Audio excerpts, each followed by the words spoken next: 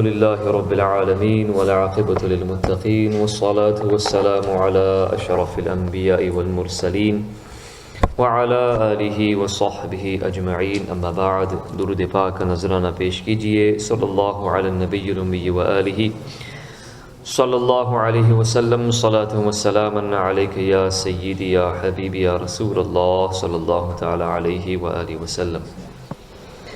امام جلال الدین سیوطی رحمۃ اللہ علیہ کی کتاب شرح الصدور بشرح حال الموت والقبور میں سے گزشتہ درس میں آپ نے نبی کریم صلی اللہ علیہ وسلم کا مزار پر انوار سے قبر اطہر و اظہر سے اذان کی آواز دینا اور اذان کو پکارنا، اس کے سلسلے میں آپ نے روایت سماعت فرمائی تھی حضرت سعید بن مسیب رضی اللہ تعالیٰ عنہ کی، اور آپ کے صدقے میں آپ کے غلاموں کو بھی، صحابہ و اہل بیت و تابعین و اولیاء کرام کو بھی اللہ تعالیٰ یہ شرف عطا فرماتا ہے۔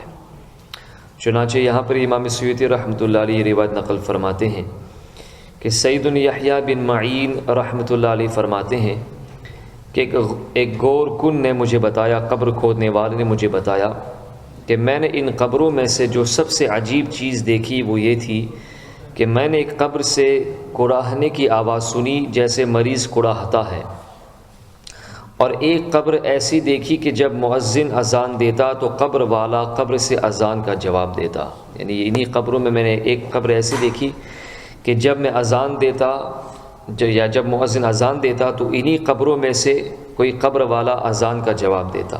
سبحان اللہ۔ سیدنا حارث محاسبی رحمۃ اللہ علیہ فرماتے ہیں، بہت بڑے بزرگ تھے، میں قبرستان میں تھا، ایک قبر سے میں نے 2 مرتبہ یہ آواز سنی، اللہ کے عذاب سے پناہ، اللہ کے عذاب سے پناہ۔ اور اس کے بعد چشم و چراغ خاندان اہل بیت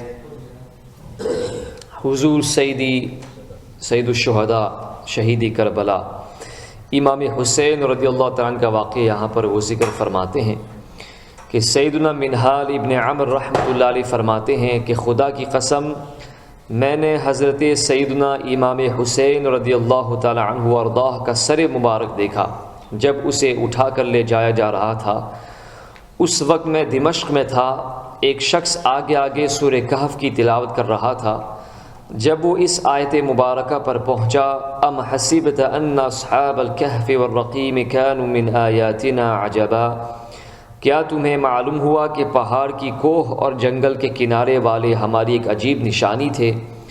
تو اللہ رب العزت نے سر مبارک کو امام حسین رضی اللہ تعالیٰ عنہ کے سر انور کو قوت گویائی عطا فرمائی، تو اس سے یہ آواز آئی کہ میرا شہید ہونا اور اٹھایا جانا اصحاب کہف سے اور اصحاب کہف کے قصے سے بھی زیادہ عجیب ترین ہے۔ امام الحدیث حضرت سیدنا احمد بن نصر خزاعی رحمۃ اللہ علیہ کو خلیفہ واثق باللہ نے مجبور کیا کہ آپ قرآن پاک کو مخلوق کہیں۔ قرآن شریف جو یہ صفت اللہ تعالیٰ کی کلام کی، تو یہ ظاہر سی بات ہے کہ مخلوق نہیں ہے۔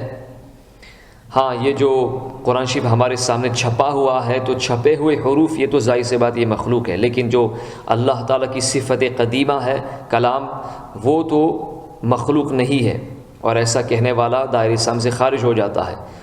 تو اس زمانے کا خلیفہ تھا، جیسے کہ امام احمد ابن حنبل رحمۃ اللہ علیہ کے ساتھ بھی ہوا تھا، تو اس خلیفے نے بھی حضرت سیدنا احمد ابن نصر خزاعی رحمۃ اللہ علیہ کو اس پر کہنے پر مجبور کیا کہ قرآن شریف معاذ اللہ مخلوق ہے، مگر آپ نے انکار کر دیا۔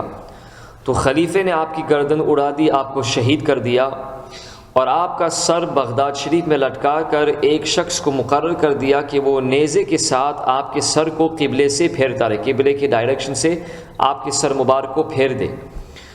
اس شخص کا بیان ہے کہ میں نے رات کے وقت دیکھا کہ جب بھی ان کا سر مبارک شریف کو قبلے سے ہٹا دیا جاتا تو آپ کا سر گھوم کر چہرہ مبارک شریف قبلے کی طرف ہو جاتا تھا، اور آپ روانی کے ساتھ سورہ یاسین شریف کی تلاوت کرتے تھے، یعنی سر مبارک شریف سے مجھے سورہ یاسین شریف کی تلاوت کی آواز سنائی دیتی تھی۔ سبحان اللہ۔ سیدنا ابراہیم ابن اسماعیل بن خلف رحمۃ اللہ علیہ فرماتے ہیں کہ سیدنا احمد ابن نصر خزاعی رحمۃ اللہ علیہ میرے دوست تھے، ان کا یہ ذکر ابھی پہلے کیا تھا۔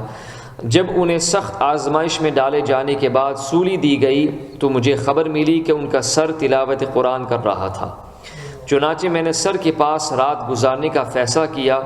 جب لوگ سو گئے تو میں نے سر کو یہ آیت مبارکہ پڑھتے ہوئے سنا، الف لام میم احسب الناس ان یترکوا ان یقولوا آمنا وهم لا یفتنون۔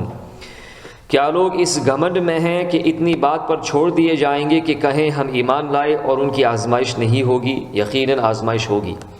تو فرماتے ہیں کہ یہ دیکھ کر میرے رونگٹے کھڑے ہو گئے کہ ان کا سر اقدس شریف تن سے جدا کر دیا گیا، اس کے باوجود بھی آپ قرآن شریف کی آیت مبارکہ کی تلاوت فرما رہے تھے۔ سیدنا یحییٰ ابن ابو ایوب خزاعی رحمۃ اللہ علیہ فرماتے ہیں، میں نے ایک شخص سے سنا کہ امیر المؤمنین سیدنا عمر فاروق اعظم رضی اللہ تعالیٰ عنہ کے زمانے میں ایک عابد نوجوان تھا جو ہمہ وقت مسجد شریف میں رہتا تھا۔ حضرت عمر فاروق اعظم رضی اللہ تعالیٰ عنہ اسے بہت پسند کرتے تھے، کیونکہ یہ پہلی بات تو نوجوان بھی تھا اور دوسری بات یہ کہ بڑا عابد و زاہد متقی پرہیزگار شخص تھا۔ اس نوجوان کا باپ بوڑھا تھا۔ نماز عشاء پڑھ کر وہ اپنے باپ کے پاس چلا جاتا۔ مسجد اور اس کے گھر کے درمیان ایک عورت رہتی تھی، وہ اس نوجوان پر فریفتہ ہو گئی اور روزانہ اس کے راستے میں رکاوٹ بن کر کھڑی ہونے لگی، یہاں تک کہ ایک رات اس نوجوان کو اپنے دروازے تک لے گئی۔ جب وہ اندر داخل ہونے لگا تو اسے اللہ رب العزت کی یاد آئی، اللہ کا خوف اس کے دل میں جاگزی ہو گیا اور زبان پر بے ساختہ ہی آیت مبارکہ جاری ہو گئی، ان الذين اتقوا اذا مسهم طائف من الشیطان تذکروا فاذا هم مبصرون۔ بے شک وہ جو ڈر والے ہیں جب انہیں کسی شیطانی خیال کی ٹھیس لگتی ہے ہوشیار ہو جاتے ہیں، بیدار ہو جاتے ہیں، اسی وقت ان کی آنکھیں کھل جاتی ہیں۔ وہ غش کھا کر بے ہوش ہو کر زمین پر گر پڑا۔ اس عورت نے اپنی باندی کو بلایا اور دونوں نے نوجوان کو گھسیٹتے ہوئے اس کے باپ کے دروازے پر لے جا کر ڈال دیا۔ باپ تاخیر محسوس کرتے ہوئے جب بیٹے کو تلاش کرنے نکلا تو دیکھا کہ وہ دروازے پر بے ہوش پڑا ہے۔ اس نے گھر کے دیگر افراد کو بلایا اور اسے اٹھا کر اندر لے گئے۔ جب رات گئے تو نوجوان کو ہوش آیا تو باپ نے پوچھا، بیٹا کیا ہوا؟ نوجوان بولا، اب خیریت ہے۔ باپ نے خدا کا واسطہ دے کر حقیقت حال دریافت کی تو نوجوان نے سارا معاملہ عرض کر دیا۔ باپ نے پوچھا، بیٹا تم نے کون سی آیت پڑھی تھی؟ اس نے دوبارہ وہی آیت تلاوت کی۔ تو جب یہ آیت تلاوت کی تو پھر بے ہوش ہو گیا۔ جب اسے ہلا کر دیکھا تو روح قفس سے عنصری سے پرواز کر چکی تھی، چنانچہ اسے غسل دے کر رات ہی کو دفن کر دیا گیا۔ صبح کو یہ بات امیر المؤمنین سیدنا عمر فاروق اعظم رضی اللہ عنہ تک پہنچی تو آپ اس کے والد کے پاس تعزیت کے لیے تشریف لے گئے اور فرمایا، آپ نے کیوں نہیں مجھے بتایا؟ آپ نے مجھے بتایا کیوں نہیں؟ انہوں نے عرض کی کہ امیر المؤمنین رات کے وقت آپ کو تکلیف دینا گوارا نہیں سمجھا۔ تو حضرت عمر فاروق اعظم امیر المؤمنین رضی اللہ تعالیٰ عنہ نے ارشاد فرمایا کہ مجھے اس کی قبر پر لے چلو۔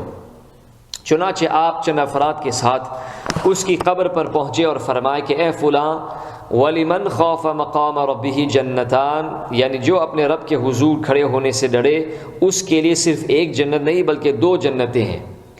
تو یہ آیت کی آپ نے تلاوت فرمائی تو اس نوجوان نے قبر کے اندر سے جواب دیا کہ اے امیر المؤمنین عمر فاروق اعظم، بے شک مجھے میرے رب نے 2 جنتیں عطا فرما دی جس کا وعدہ اس نے قرآن شریف میں فرمایا تھا۔